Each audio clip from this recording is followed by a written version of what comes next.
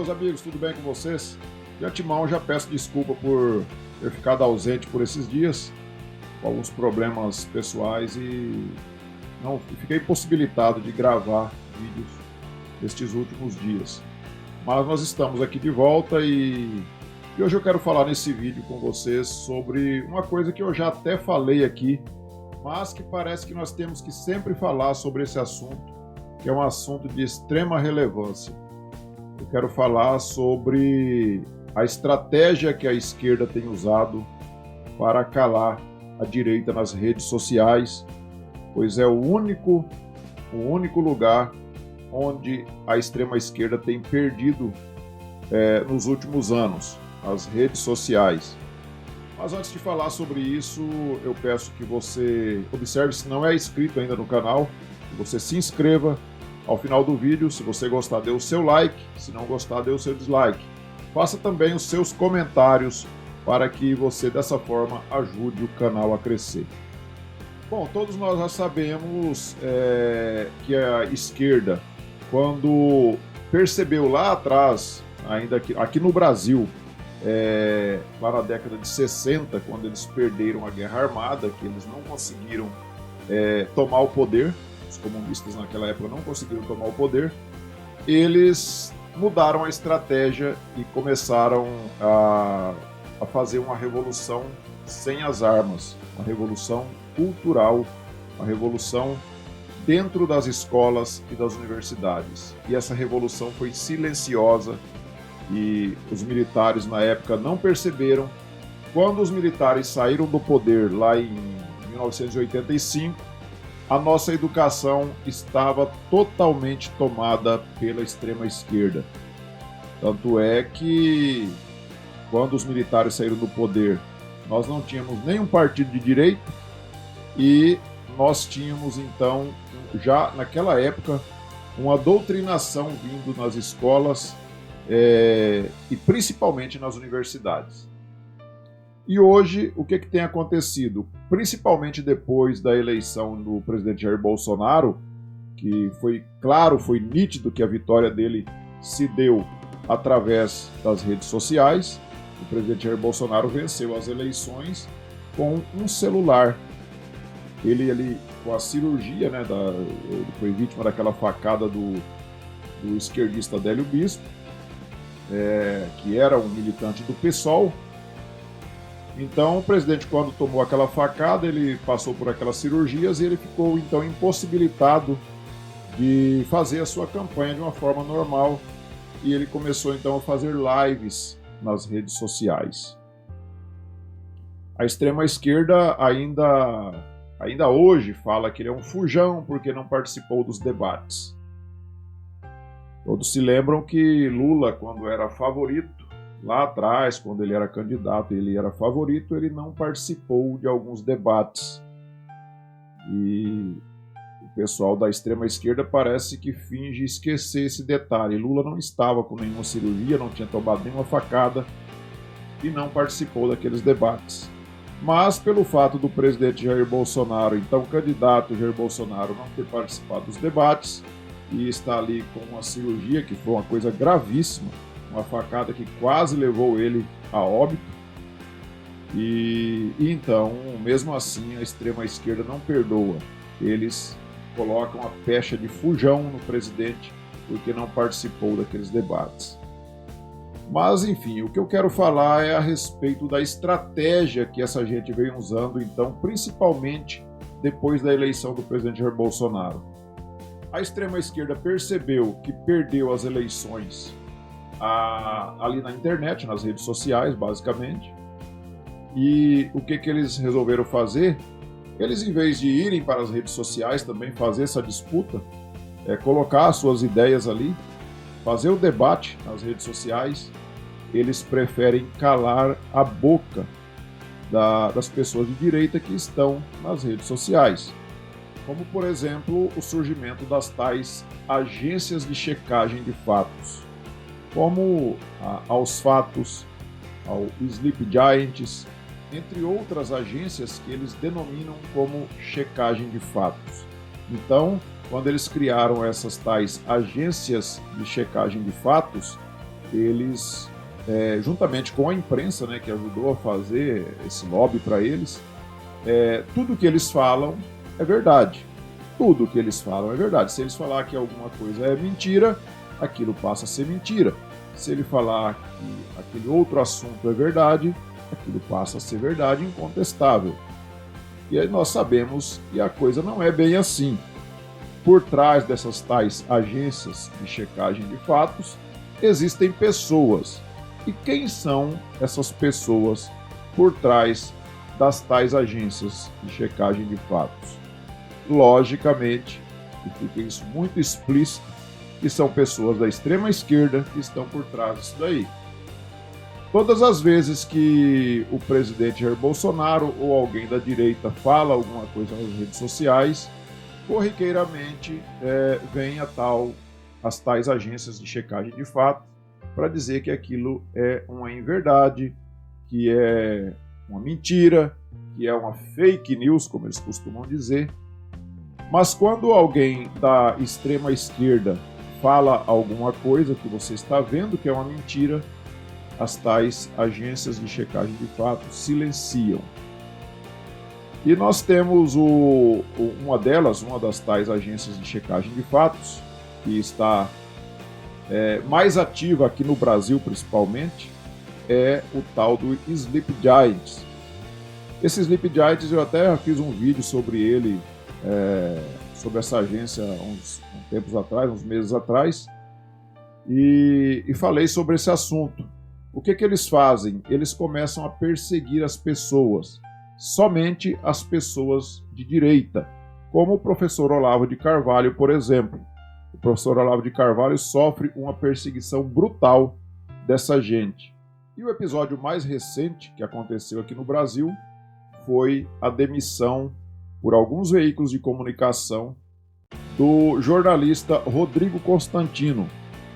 Todos vocês sabem que o Rodrigo Constantino fez algumas postagens, principalmente no Twitter, falando sobre aquele episódio da Mariana Ferrer, aquela moça que foi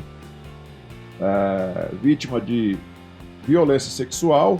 Parece que, segundo a versão dela, né, o cidadão teria embriagado ela e teria abusado sexualmente. Nada foi ainda comprovado, tanto é que a justiça mandou liberar o cidadão lá, o possível agressor. E então o Rodrigo Constantino fez um comentário. Eu acho que a forma que ele comentou não foi a forma mais feliz. Eu acho que ele foi infeliz sim no comentário dele. Mas, mesmo que ele tenha feito um comentário infeliz e mesmo que ele tenha exposto a sua opinião, é a opinião dele. É a opinião dele. Opinião não é crime. Se o Rodrigo Constantino tem a opinião de que se uma filha dele for para uma balada, por exemplo, cheia de homens, e ela se envolver com alguns deles, e ali ela se embriagar e sofrer algum abuso, segundo o Constantino, ele a repreenderia. E isso é a opinião pessoal dele. E isso é a opinião pessoal, inclusive, de muita gente. Eu até acho que as pessoas têm que se cuidar. Lógico que nós não podemos aceitar que uma pessoa seja abusada de forma alguma. Assim como nós não podemos aceitar que você estacione o seu carro ali e alguém quebre o vidro e leve o seu notebook, leve os seus pertences que está dentro do carro. Mas se você sabe que isso pode acontecer, por que você não deixa então o seu carro num local mais seguro?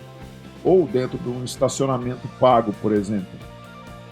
Então, nós temos sim que ser contra todo tipo de crime, como o furto, como eu disse, de um carro, como uma agressão física, como uma agressão, inclusive, um abuso sexual. Mas, se há formas de você evitar esses tipos de crimes, por que não fazê-lo? Se a minha casa ela tem fechadura reforçada, ela tem um portão reforçado, por que eu vou deixar a fechadura aberta? Por quê? Se eu posso trancar essa fechadura e dificultar para o ladrão. Então, o que o Rodrigo Constantino quis dizer foi isso. Ele quis dizer que as pessoas também têm que fazer a sua parte no que diz a sua defesa pessoal. E não apenas ficar confiando em todo mundo, mas não. O que esses Sleep Giants fez com o Rodrigo Constantino fez uma pressão enorme nos veículos de comunicação. Muitos desses veículos de comunicação já demitiram o Rodrigo Constantino até por pressão de colegas, como foi o caso da jornalista Vera Magalhães, que pressionou a Jovem Pan para que demitisse o seu colega, para você ver como que é o nível de tolerância dessa gente. Como a Vera Magalhães é uma jornalista sabidamente de esquerda, ela pressionou o veículo de comunicação que ela e o Rodrigo Constantino trabalhavam para que o colega fosse demitido, porque o colega é de direita. E o Sleep Giants, então, como tinha feito pressão em vários órgãos de comunicação para que demitisse o jornalista Rodrigo Constantino, também fez pressão na Gazeta do Povo, onde o Rodrigo Constantino é contratado, onde ele tem a sua coluna ali. E a Gazeta do Povo não se rendeu às pressões, às chantagens da tal agência esquerdista Sleep Giants. Infelizmente, muita gente tem cedido às pressões. Muitas empresas, o professor Olavo de Carvalho, por exemplo, tem sofrido um prejuízo enorme com o Sleep Giants, que tem pressionado, inclusive, empresas de recebimento, de pagamento, como a PayPal, por exemplo, e o Sleep Giants vive pressionando para que essas empresas não façam recebimento dos livros que o professor Olavo de Carvalho vende. Aí vocês me perguntam, e por que a direita no Brasil não cria uma agência de fatos também e começa a falar que aquilo que a esquerda fala é mentira e começa também a fazer como eles fazem, né? A afirmar que tudo que o pessoal da direita faz é verdade.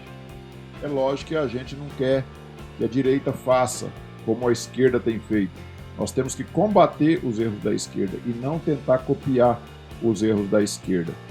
Mas, por outro lado também, se nós da direita criássemos uma agência de checagem de fatos, com certeza a imprensa, a grande mídia, com certeza já viria dizendo que isso era uma fake news.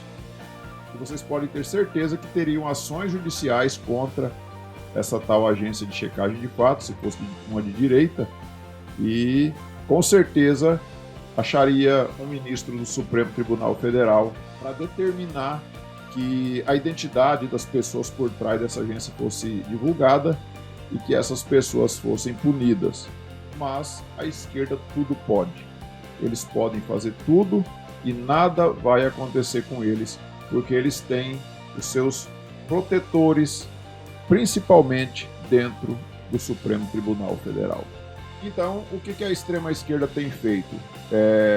Como eu disse, em vez de ir para o debate nas redes, expor suas ideias, debaterem as ideias, não, eles preferem criar agências de fatos, checagem de fatos, como essas que eu disse, e através disso eles tentarem calar as pessoas de direita. Essa é a democracia da extrema-esquerda. Essa é a democracia que eles usam sempre. Tudo o que eles fazem, eles usam o nome da democracia. Quando eles criaram aqui no Brasil, copiando lá dos Estados Unidos, aquele grupo Antifas, ou seja, antifascistas, eles colocaram em sua frente uma enorme faixa escrito "Somos pela democracia", enquanto eles quebravam, destruíam patrimônio público e privado, eles jogavam coquetéis Molotov na polícia, e a extrema imprensa, então, comprando aquela ideia de que aquele grupo era, sim, um grupo em defesa da democracia, e aqueles que estavam ali com bandeiras do Brasil, que estavam ali com os filhos, com as crianças nas ruas se manifestando pacificamente, estes eram os antidemocráticos, porque às vezes estavam ali alguma faixa pedindo fora STF. Então eu sei que já está ficando até maçante falar sobre a extrema esquerda aqui no Brasil. Não só no Brasil, mas como no mundo inteiro, eles agem da mesma forma, eles são iguais, eles agem da mesma forma Como eles se manifestaram, os Black Lives Matter se manifestaram lá nos Estados Unidos, aqui no Brasil eles tentam copiar. Lá no Chile teve aquelas manifestações violentas, onde eles incendiaram igrejas. Já teve esquerdista aqui no Brasil pedindo que esse tipo de manifestação chegasse aqui no Brasil. E vocês podem escrever o que eu estou falando. Em 2022, durante as eleições para presidente, essa gente não vai medir limites. Eles não vão ter limites nenhum para tentar impor a sua democracia, as suas vontades. Porque para um bom esquerdista, democracia é só quando eles estão no poder, nos roubando. Se tiver alguém de direita no poder tentando consertar as cacas que eles fizeram, é antidemocrático e isso tem que ser expurgado, como nós já vimos aí o Felipe Neto dizendo que a direita tem que ser expurgada. Bom, meus amigos, por hoje era isso. Eu peço que vocês curtam aí, compartilhem o vídeo e que você, se não for inscrito no canal, que você se inscreva e ajude o canal a crescer, tá bom? Obrigado e até a próxima.